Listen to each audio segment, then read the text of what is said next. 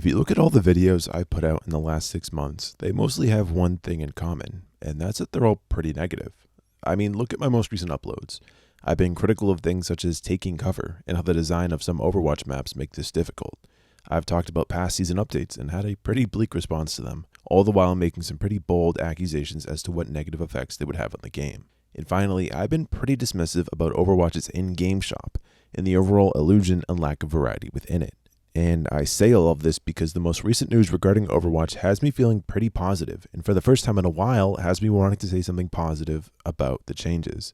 And when talking about changes, I'm specifically talking about how the new hero Venture, and all heroes past, present, future, whichever, will all be free to play on launch, and no longer locked behind the battle pass.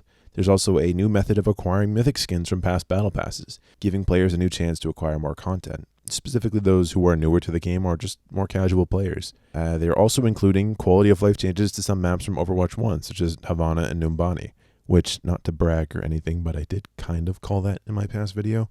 Just saying that makes me like 1 for like 100 right now in terms of predictions, but that's besides the point. Anyways, with all of these changes in mind, this also includes a new game mode, Clash, which will be releasing with a trial in Season 10, so things generally seem to be pretty great for Overwatch right now. And that's not even mentioning other monetization changes, such as Overwatch coins being included in the Battle Pass. Like, there's so many small and big quality of life changes that are being introduced and discussed, I'm honestly shocked. To me, and maybe this is a hot take, it feels like Overwatch is poised to enter a golden age.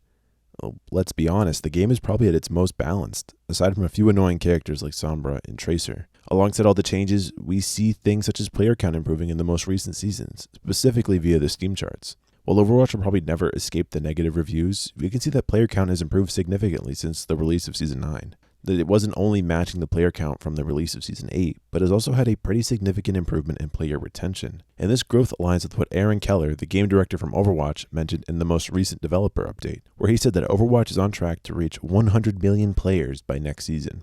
And while these numbers and stats and the seemingly endless number of good changes are all reasons to believe that Overwatch is about to enter some sort of golden age, there's one other metric that I saw that showed me that Overwatch is in a good spot and will be in an even better spot after these changes are released in the new season. And that would be that an Overwatch streamer, SK, randomly tweeted out to Pokimane offering to play some Overwatch with her.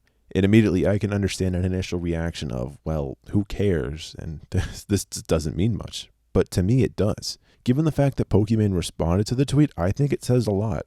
If Overwatch can become a game that appeals to variety streamers, especially big ones like Pokimane, I think that says a lot about where the game is at in terms of playability, watchability, and even with its reputation and public perception. Like I mentioned earlier, Overwatch will always be tainted by Steam reviews, the negative Steam reviews specifically, and will always have a negative association with the restructuring of its monetization model from Overwatch 1 to Overwatch 2. And you can even look at the most recent news, which offer reports and speculation as to the future of PvE content being cancelled as the further proof that Overwatch will never really be what it was promised and marketed to be.